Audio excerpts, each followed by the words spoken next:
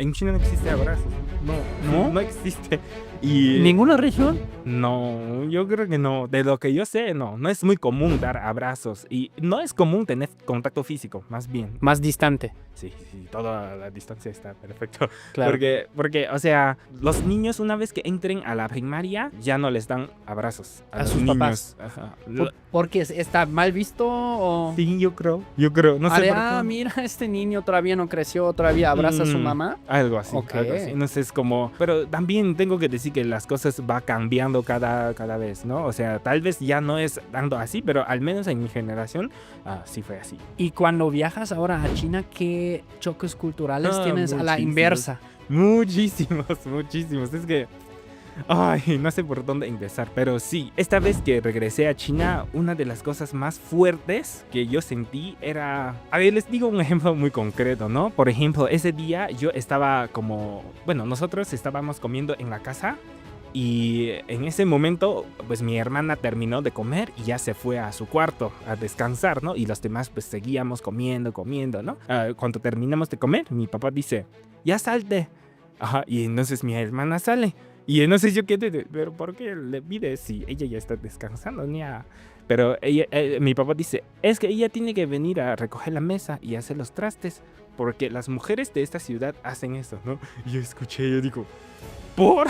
¿Pero por qué hacen eso, no? He escuchado de que en México es muy machista, pero en mi ciudad todavía es más fuerte esta cosa y muchas personas no han como pensado en hacer algo, ¿no?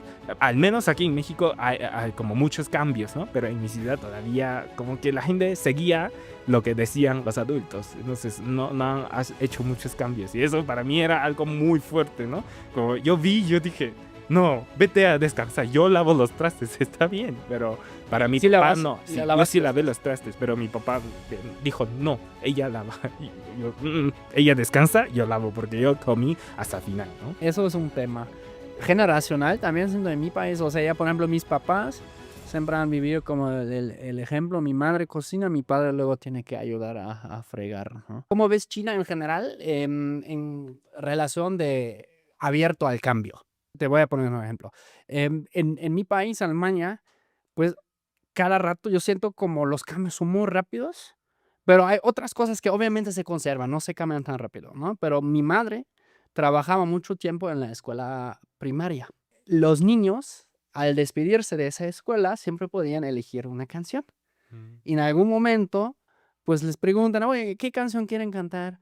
No, Despacito de Daddy Yankee, ¿sabes? O sea, de como de hace, güey, o sea, cuando hace 30 años, imposible, pues, o sea, algo en español. Tal vez algo en inglés de Backstreet Boys, ¿no? Pero está cañón ver estos cambios a este ritmo tan acelerado. Yo lo hablo ahora de la perspectiva en Alemania, por ejemplo, aquí en México, lo que vemos también, como de repente llegan estos grupos de Corea y pega, y todos quieren aprender coreano. ¿Hay algo así, una fascinación así en China o son muy apegados? No, nosotros somos de China, aquí consumimos de acá y vemos todo solo lo que es de acá. Depende de mucho el lugar, la gente y costumbre, ¿no? O sea, yo no quiero generalizar que todos los chinos somos así, pues no, yo solo puedo representar a mí mismo y en este caso, pues yo siento que, o sea, ahorita China ha desarrollado muchísimo, ha crecido muchísimo por ejemplo... No sé, yo siento que todavía la mayoría de la gente como prefieren tener todo como antes, ¿no? O sea, no están muy abiertos a los cambios. Quizás algunas cosas sí, pero en general prefieren como conservar igual como antes. Lo que también siempre veo en Alemania es y aquí en México también, es la diferencia pueblo-ciudad. No, que está cabrón, o sea, yo soy de pueblo, al lado de una más o menos ciudad, ahí la llevamos, pero hay algunas tradiciones de pueblo, ¿no? Que yo siento jamás van a cambiar allá. Y aquí también, o sea, si tú vas a veces a un pueblito mexicano, pues sientes a veces como que ahí el tiempo se paró, ¿no? No, el reloj no corre, pues, ¿no? Bueno, en este caso, o sea, en China, en la mayoría de los lugares, o sea, pueblo y ciudad, no hay unas como línea que los separa, ¿no? O sea, no hay como tal. Entonces, de donde yo soy, sí es pueblo, pero también tiene cosas de ciudad. O sea, los pisos, como condominios más alto, llega a 28 pisos o algo así, pero sigue siendo un pueblo de mi ciudad, ¿no?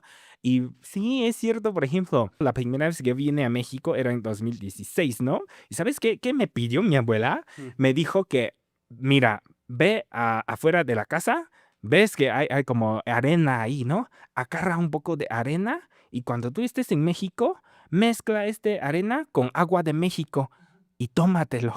Y ya no vas a tener problema con la comida y con el tiempo. Yo, ¿de verdad? Yo no lo hice, pero, ajá, o sea, tenemos creencia así todavía, ¿no? Sí, porque hay un síntoma que nosotros decimos que es como cuando en China se dice shui tu bu fu, que literalmente significa como no estar acostumbrados con el agua o con la tierra. Ujú. Entonces, nuestra idea esa, pues lleva tierra de nosotros y combina con el agua de allá y ya vas a estar bien. ¿No? Existe. Cañones. Pero yo no puedo decir que toda parte de China tiene esto, ¿eh? O sea, en mi pueblo al menos la gente sí cree en esto. Claro. Y pero entonces le contaste a tu abuelita, oye, ¿sabes qué? A veces el picante me hace daño. Ya sabía. Es que, por ejemplo, de donde yo soy, nosotros vivimos en una zona que en este caso tiene muy poquita tierra, pero muchísima gente. Entonces, en la historia ha pasado varios como, por ejemplo, sequía, ¿no? Ujú. O, por ejemplo, de invasión de los japoneses en Segunda Guerra Mundial y etcétera. Entonces, muchas personas de mi ciudad huyeron a otros países alrededor, como a Tailandia, Singapur, a Indonesia, etcétera, esta zona, ¿no? Entonces la gente ya tiene experiencia y sí les funcionó bien, aplicando esta regla de tomar tierra de la tierra y luego agua del lugar del destino, toma esto y queda bien. Te Entonces, acostumbras, pues. ajá, sí, entonces mi abuela me dijo esto de su experiencia, de otras personas que ya habían hecho, ¿no? Aunque no saben cómo es la comida de acá, pero me dijo, tienes que hacer eso para estar tranquilo allá. Está interesante. Eso de la tierra. Porque en alemán tenemos un dicho, Dreck scheuert den Magen. Quiere decir, o sea, como mugre, ¿no? Como apapacha tu panza. Ajá, O sea, es que lo aplicas mucho cuando algo se cae. ajá. No hay pedo, ¿no? La regla de 3 o 5 Sí, sí, segundos, sí. ¿no? Sí. Y no pasa nada, Dreck scheuert den Magen. Bueno, es en otro contexto, si algo se cae, ¿no? Pero bueno, aquí no sé si, por ejemplo, en el metro, si me cae algo, sí aplicaría esto probablemente, ¿no? ¿Sabes? Nosotros tenemos un dicho igualito. En mi lengua materna decimos como nasak tia, nasak doa. Nasak es sucio, tia es comer. Entonces, comer sucio, crecer sucio. Es una forma humilde de Claro. decir como que, yo puedo crecer así como yo quiera, y entonces yo puedo comer las cosas como yo Vale. quiera. Algo así. Claro, sí. No fresearse con la comida, ¿no? Porque ya luego ven como de todos los morros de las nuevas generaciones tienen un chingo de alergias luego. ¿Por qué?